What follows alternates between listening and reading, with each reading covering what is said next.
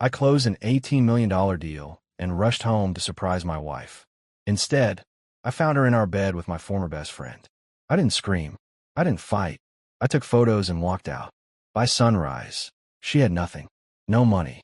No house. No future. And she still didn't know I'd been there. My name is Robert Parker, but everyone calls me Rob. I'm 45 years old, and I own a software development company in Austin, Texas. 22 years ago, I married Jessica, my college sweetheart. We have 3 kids together. Brandon, 19, who just started his second year at Texas A&M. Emma, 16, a junior in high school. And Noah, our 13-year-old who still thinks his old man hung the moon. Or at least he used to. The day everything fell apart started like a dream.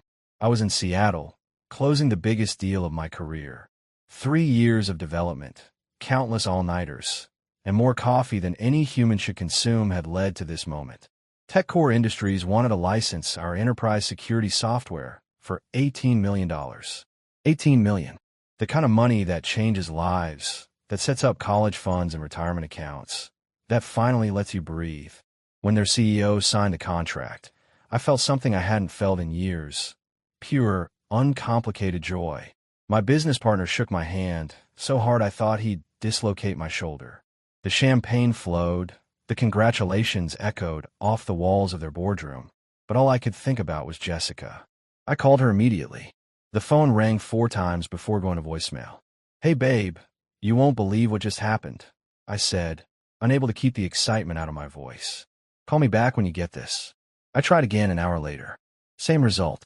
It was unusual, but not alarming. She was probably at the grocery store or helping Emma with homework. Still, something nagged at me. That little voice in your gut that you ignore because you don't want to be that guy, the paranoid husband who can't trust his wife. Instead of staying in Seattle to celebrate, I booked a red-eye flight home. My partners tried to convince me to stay, to enjoy the victory, but I waved them off. "I've got something more important waiting for me in Austin," I told them. If only I'd known how right I was, just not in the way I thought. The flight was turbulent, but my mind was calm. I kept picturing Jessica's face when I walked through the door a day early. The surprise, the joy, maybe even some happy tears. We'd open that bottle of wine we'd been saving for a special occasion. I'd tell her about the deal, about how we were finally secure, how she could quit her administrative job at my company if she wanted to, how we made it. The Uber dropped me off at the end of our street, just after 11 p.m. Austin was quiet at this hour, the usual traffic noise replaced by the rhythmic chirping of crickets. I grabbed my carry-on and briefcase, tipping the driver extra because I was still riding high on that $18 million cloud. Our house sat at the corner of Maple and Fifth, a 2-story colonial we'd bought 12 years ago when the company first started turning a profit. White columns, black shutters, a wraparound porch where Jessica and I used to drink coffee on Sunday mornings. Home. Except something was off. There was a car in our driveway that didn't belong there. A silver Audi A6, parked right where I usually left my truck. My steps slowed as I approached, my businessman's brain automatically cataloging details. New model, maybe 2 years old. Expensive. The license plate wasn't familiar. I stood there on the sidewalk, carry-on at my feet, staring at that Audi like it might explain itself. Jessica didn't drive an Audi. Neither did I. Emma was only 16 and drove an old Honda Civic. Brandon was at college. None of our usual visitors drove a car like this. Maybe it was one of Jessica's friends from her book club. Maybe someone's car had broken down and they'd gotten a rental. Maybe there was a perfectly reasonable explanation that didn't involve the cold sensation spreading through my chest. The house was mostly dark except for a soft glow from our bedroom window upstairs. Our bedroom. I pulled out my phone and tried calling Jessica again. Through the silence of the night, I heard a phone buzzing inside the house. Once, twice, 3 times. Then it stopped. She declined the call. My throat tightened. I stood there in my own front yard, briefcase in one hand, phone in the other, tried to convince myself I was being paranoid. 22 years of marriage. 3 kids. We'd built a life together. She wouldn't. She couldn't. But that Audi wasn't disappearing, and my gut was screaming at me now. I walked slowly toward the front door, each step feeling heavier than the last. My key slid into the lock without a sound. The door opened quietly, the hinges well-oiled from when I'd fixed them last month. The alarm didn't beep. Jessica hadn't set it, which was strange because she always set the alarm before bed. Always. The living room looked normal. Emma's backpack sat by the stairs. Noah's basketball shoes were kicked off near the couch. Everything was exactly as it should be, except it wasn't. There was a men's jacket draped over the back of the recliner, brown leather, expensive looking. I walked over and picked it up, my hand steadier than I felt. The jacket was heavy, quality material. I checked the inside pocket and found a wallet. For a second, I considered opening it, seeing who this belonged to, but I already knew enough. I set the jacket back down exactly as I found it. Upstairs, a floorboard squeaked. Someone was moving around in my bedroom.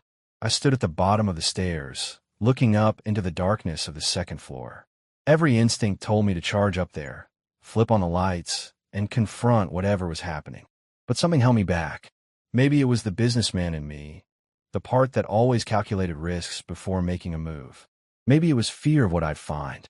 I set my briefcase down silently and pulled out my phone, switching it to silent mode. Then I started up the stairs, keeping to the edges where the wood didn't squeak as much. Each step felt like it took an hour. At the top of the stairs, our bedroom door was slightly open, just enough for a sliver of light to spill into the hallway. I could hear breathing now, soft, rhythmic, the sound of people sleeping deeply, without a care in the world. I pushed the door open slowly. It didn't make a sound. The scene in front of me burned itself into my brain instantly. Jessica was in our bed, wrapped around another man. His arm was draped across her waist, her head resting on his chest. They looked peaceful, content, like they belonged together. For a moment, I couldn't move, couldn't breathe, couldn't think. This was my wife, the woman I'd married 22 years ago, the woman who'd cried with joy when I proposed, the mother of my children, and she was lying in our bed with someone else. The man stirred slightly, and I got a better look at his face. My blood turned to ice. Ryan Foster, my college roommate, my best friend from freshman year until we'd started our first company together. We'd had a falling out 10 years ago over business decisions, hadn't spoken since. And now he was here, in my house, in my bed with my wife. The betrayal hit me in waves.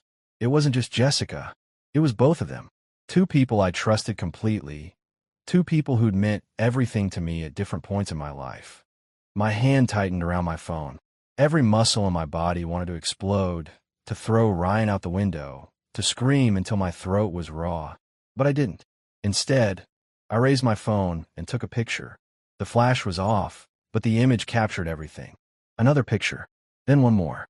Evidence. I'd need evidence. Jessica shifted in her sleep, murmuring something I couldn't hear. I stood there for another moment, memorizing this scene, burning it into my memory, so I'd never forget, never soften, never let myself be fooled again. Then I turned around and walked out of the room, closing the door silently behind me. I went back downstairs, picked up my briefcase and carry-on, and walked out of the house I'd worked so hard to buy. The house that was supposed to be our family's foundation. Our future. I pulled out my phone and opened my contacts. Found the name I needed. My attorney picked up on the third ring, his voice groggy with sleep. "Rob, it's almost midnight. What's going on?" Daniel asked. "I need you to meet me at your office in 30 minutes, I said, my voice calm and cold. "I'm filing for divorce. Tonight." Daniel's office was in downtown Austin, on the 15th floor of a glass tower overlooking the Colorado River. By the time I arrived, he was already there, coffee brewing in the small kitchen, files spread across his massive oak desk. Daniel Chin had been my attorney for 12 years. He was 53, sharp as a blade, and had a reputation for being absolutely ruthless in divorce cases. I'd hired him originally to handle corporate contracts, but I'd heard the stories. When his clients went to war, they won. "Talk to me," Daniel said, gesturing to the leather chair across from his desk. He was wearing jeans and a polo shirt, clearly dressed in a hurry, but his eyes were alert and focused. I sat down and pulled out my phone, opening the photos. I slid it across the desk without a word. Daniel looked at the screen, his expression unchanging. He'd seen worse, probably. After a moment, he looked up at me. "Your wife, Jessica," I confirmed. "And the man in the bed with her is Ryan Foster. Old friend from college. Business partner years ago." Daniel nodded slowly, his fingers drumming against the desk. "Okay, do you want to fight this, or do you want to win this?" What's the difference? Fighting means lawyers and court dates, and everyone getting bloody. Winning means we execute this so cleanly she doesn't see it coming until it's too late to do anything about it. Daniel leaned back in his chair. You still have that prenup we drew up before you got married. I'd almost forgotten about the prenup. 22 years ago, when I was starting my first company, Daniel's predecessor had insisted on it. Jessica had signed it without much thought because we were young and in love and didn't think we'd need it. Yes, I said. It's in our safe deposit box. Good. That's going to save us a lot of headache. According to that agreement, if either party commits adultery, they forfeit any claim to marital assets acquired during the marriage. Your company, your investments, the house, everything stays with you. The cold calculation in his voice matched the cold feeling in my chest. What about the kids? Daniel's expression softened slightly. Brandon's 19, legally an adult. Emma's 16, Noah's 13. In Texas, kids their age get a say in custody arrangements. But let's be honest, Rob. Do you really think she's going to fight you for custody when she knows what you know? He was right. Once this came out, once the kids knew what their mother had done, there wouldn't be a custody battle. There would just be devastation. Here's what we're going to do, Daniel continued, pulling out a legal pad and starting to write. First, I'm filing the divorce petition tomorrow morning. Second, we're going to freeze all joint accounts. Every credit card, every bank account with both your names on it. She'll wake up with nothing. Won't that tip her off? By the time she realizes what's happening, the papers will already be filed. She can't stop what's already in motion. Daniel looked up at me. You sure you want to do this? Once we start, there's no taking it back. I thought about Jessica in our bed with Ryan. About the 22 years I'd spent building a life with someone who was living a lie. About my kids, who deserved better than parents who betrayed each other. I've never been more sure of anything in my life, I said. I spent what was left of the night in a hotel room near the airport, staring at the ceiling and running through everything in my mind. Daniel had been efficient. By 2 a.m., the divorce petition was drafted and ready to file first thing in the morning. By 3 a.m., he'd contacted the banks with court orders to freeze our joint accounts. By 4 a.m., every credit card with Jessica's name on it was locked. The sun rose over Austin, painting the sky orange and pink. Beautiful. I'd always loved Texas sunrises. Jessica used to wake up early just to watch them with me, back when things were good. Or maybe back when I was too blind to see they weren't. My phone buzzed. A text from Daniel. Papers filed. Accounts frozen. She's going to know something's wrong by lunchtime. I didn't respond. Instead, I opened my contacts and found Brandon's number. My oldest son deserved to hear this from me, not from his mother's panic phone call. He answered on the second ring, his voice thick with sleep. Dad, what's up? It's like 7 in the morning. Hey, buddy. Sorry to wake you. You got a minute to talk? I kept my voice steady calm. No reason to panic him yet. Yeah, sure. I don't have class until 9. What's going on? How'd the Seattle deal go? The deal went great. That's actually why I called. I came home last night to surprise your mom with the news. I paused, choosing my words carefully. Brandon, when I got home, there was someone else there. In our bedroom. With your mother. Silence on the other end. Long, painful silence. Brandon, I know, Dad. His voice was barely a whisper. I've known for about 3 weeks. My hand tightened around the phone. You knew. I came home one weekend to pick up some stuff I'd left in the garage. It was a Saturday afternoon. Mom's car was in the driveway, and there was another car there too. A silver Audi. Brandon's voice shook slightly. I heard voices upstairs. I didn't want to believe it, but I knew. I'm sorry, Dad. I should have told you. The guilt in his voice nearly broke me. Son, this is not your fault.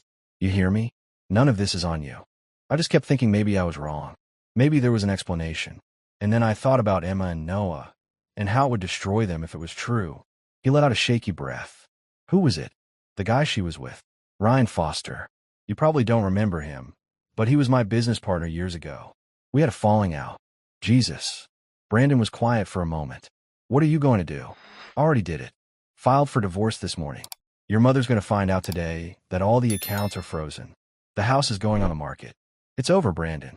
Good, he said, and the certainty in his voice surprised me. She doesn't deserve you, Dad. She doesn't deserve any of us. What about Emma and Noah? I need to tell them.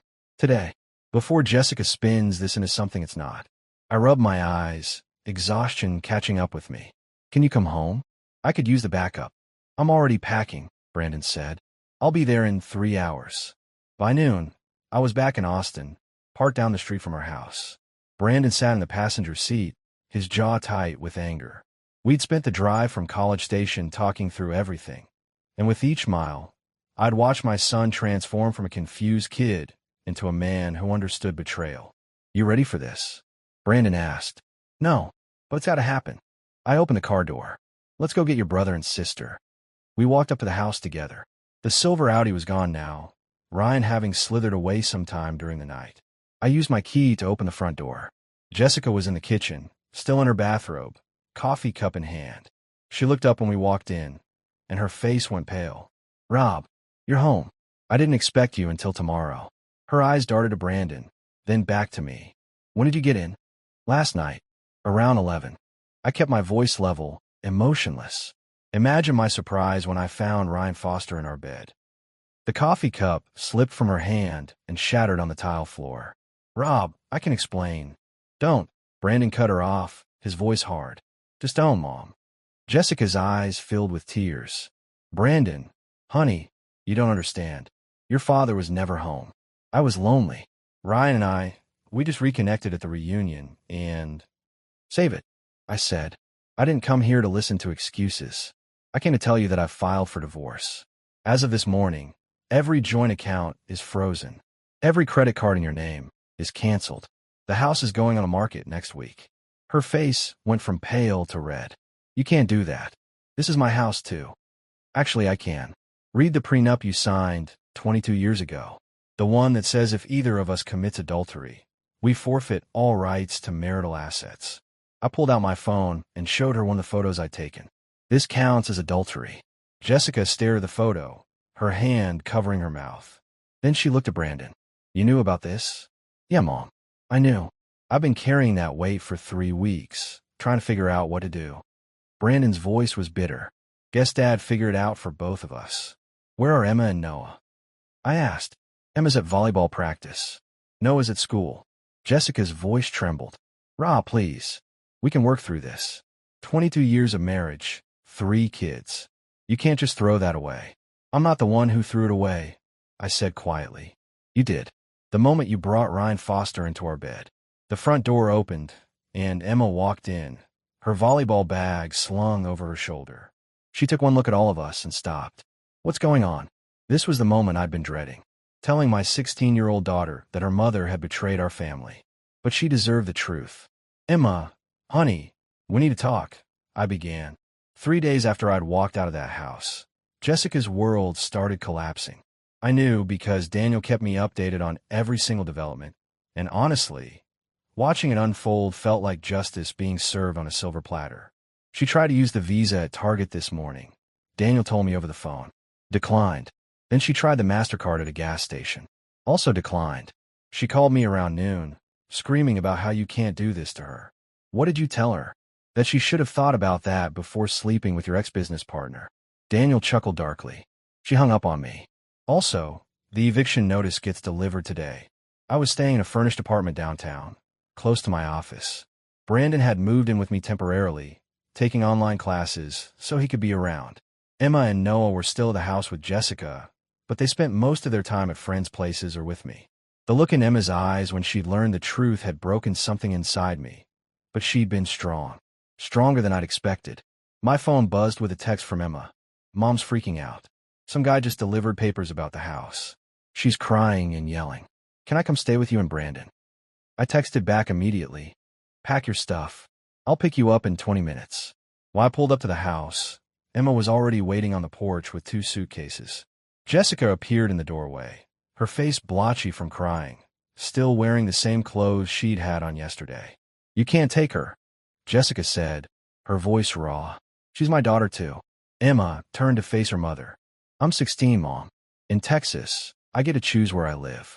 And I choose Dad. Emma, please. Your father is poisoning you against me. He's making me out to be the villain when he was never here. He chose his business over his family. No. Emma cut her off, her voice sharp. You chose another man over your family. You brought Uncle Ryan into our house, into your bed. You lied to all of us. Don't you dare try to make this Dad's fault. I'd never been more proud of my daughter than I was in that moment. Jessica's face twisted with anger. Rob, you're destroying our family. Is this what you want? To turn our children against me? I didn't turn them against you, Jessica. You did that all by yourself. I helped Emma load her suitcases into my truck. The courier should have delivered the eviction notice by now. You have 30 days to find somewhere else to live. 30 days. Where am I supposed to go? I have no money, no.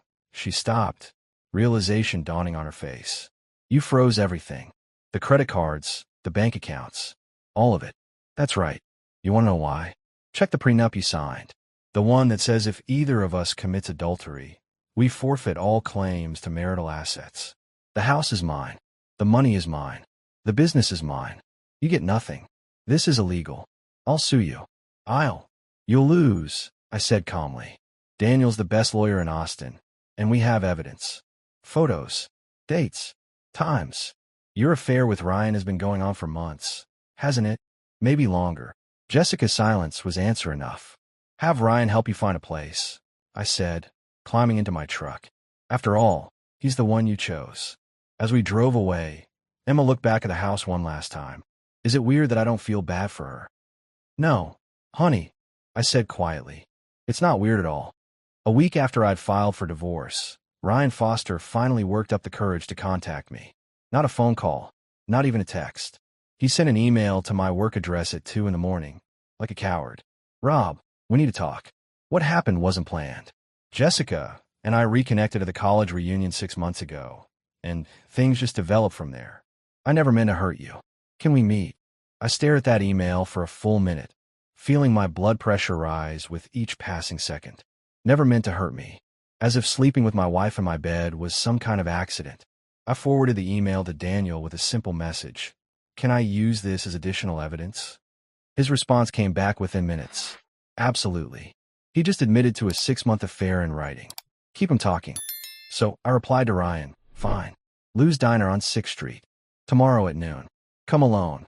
The next day, I arrived 15 minutes early and took a booth in the back. Lou's was an old-school Austin place, the kind with red vinyl booths and waitresses who'd been working there since the 80s. I ordered coffee and waited. Ryan walked in right at noon, looking like he'd aged 10 years. His face was gaunt, dark circles under his eyes. He spotted me and walked over slowly, like a man approaching the gallows. Rob, he said, sliding into the booth across from me. Thanks for meeting me. Cut the pleasantries, Ryan. You wanted to talk. So talk. He fidgeted with the menu, not meeting my eyes. I know you're angry. You have every right to be. But I need you to understand that Jessica and we didn't plan this. It just happened. Things don't just happen, Ryan. You made a choice. Multiple choices. You chose to reconnect with my wife. You chose to pursue her. You chose to sleep with her in my house, in my bed. I kept my voice low and controlled, even though every instinct wanted to reach across that table and break his jaw. How long have you been planning this? Since the falling out 10 years ago. Was this revenge? No. God, no. Rob, I swear, when I saw Jessica at the reunion, I didn't even know she'd be there. We started talking, catching up. She told me how lonely she was, how you were always traveling for work. One thing led to another, and you decided my wife was fair game. I finished. Tell me, Ryan, does your wife know? Because Jessica mentioned at the reunion that you got married 5 years ago. Does Mrs. Foster know you've been cheating on her with my wife for 6 months? Ryan's face went white. You wouldn't. Wouldn't I? I pulled out my phone and showed him a contact name. Sarah Foster. I've got her number right here. One call, and your marriage is over too. Seems fair, doesn't it? Rob, please. Sarah's pregnant. We're expecting our first kid in 3 months. If she finds out about this, it'll kill her. The irony wasn't lost on me. He was begging me not to destroy his marriage while he'd helped destroy mine. Maybe you should have thought about that before you decided to screw my wife. Our waitress appeared, notepad ready. Can I get you boys anything? Just the check for the coffee, I said, not taking my eyes off Ryan. After she left, Ryan leaned forward, desperation clear in his voice. What do you want from me, Rob? Money? I'll pay you. I'll do whatever it takes to make this right. You can't make this right. There's no amount of money that fixes what you did. You betrayed 20 years of friendship. You helped my wife betray 22 years of marriage. You destroy my family.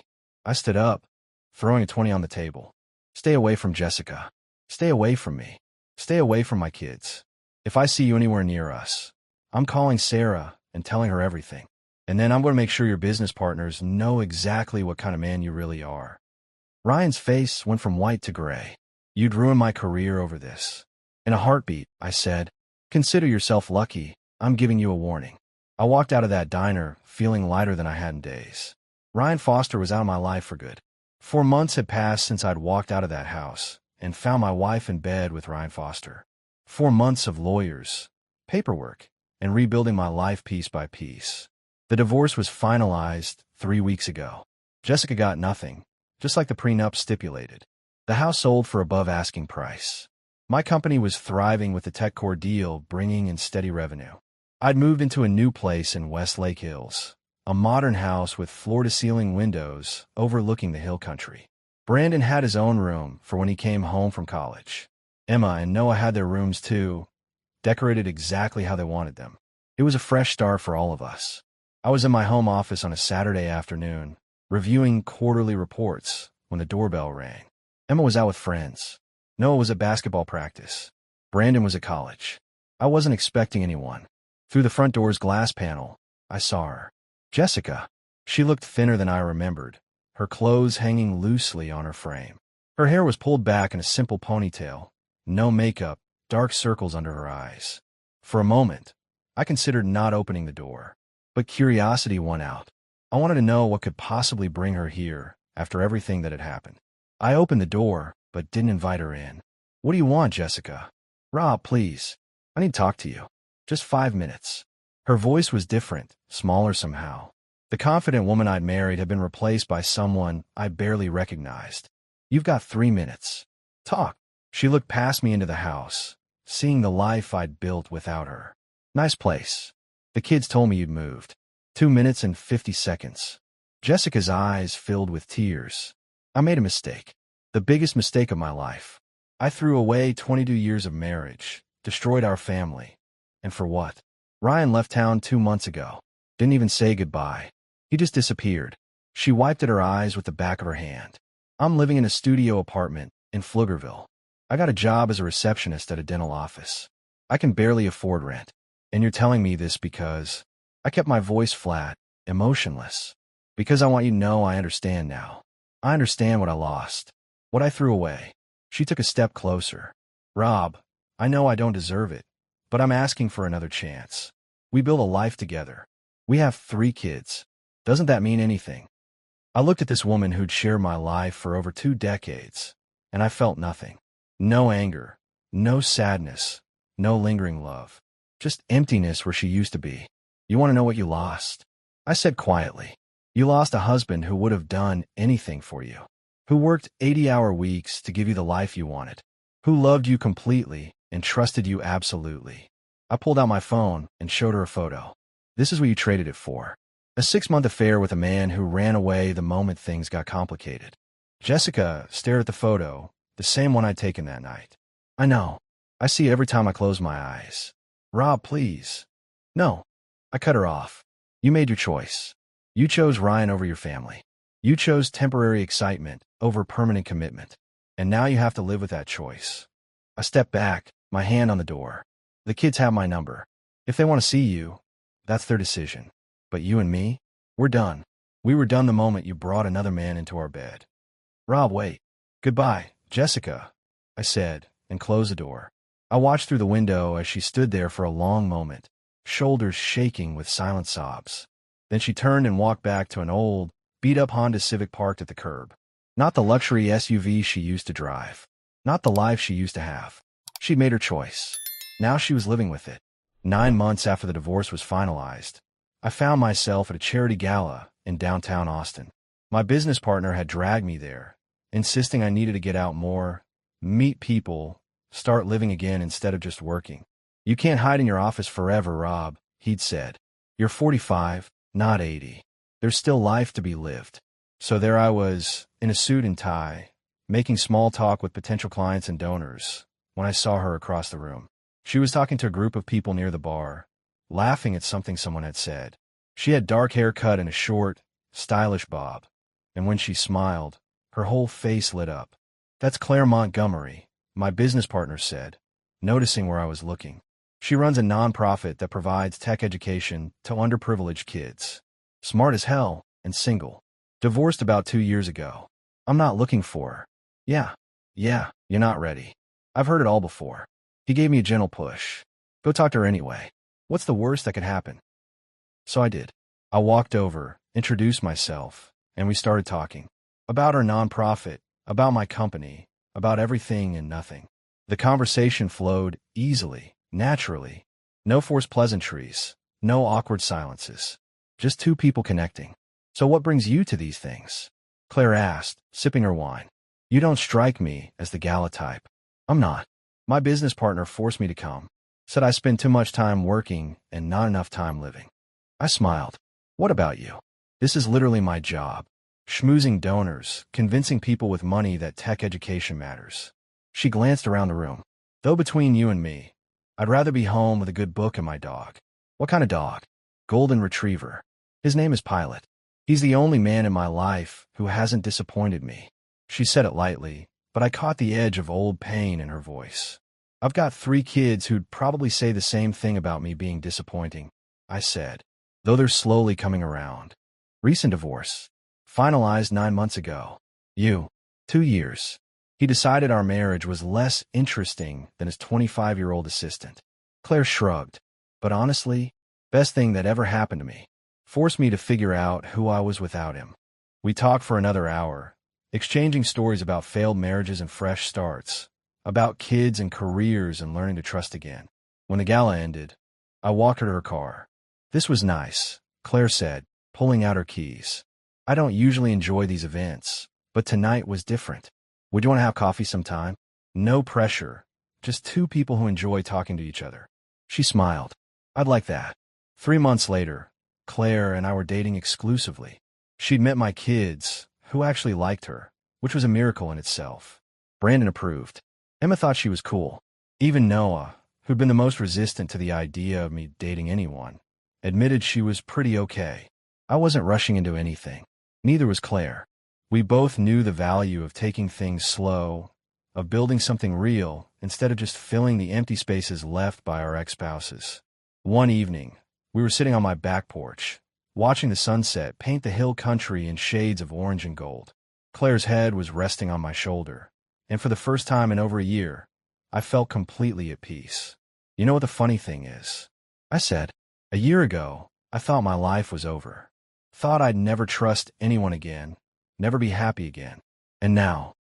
Claire asked. "Now I realize Jessica didn't end my life. She just ended that chapter. This is a new chapter, and it's turning out better than I ever expected." Claire lifted her head and kissed me softly. "Here's to new chapters."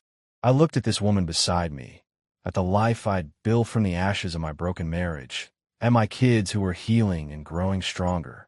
Jessica had tried to destroy me, but all she'd really done was clear the path for something better.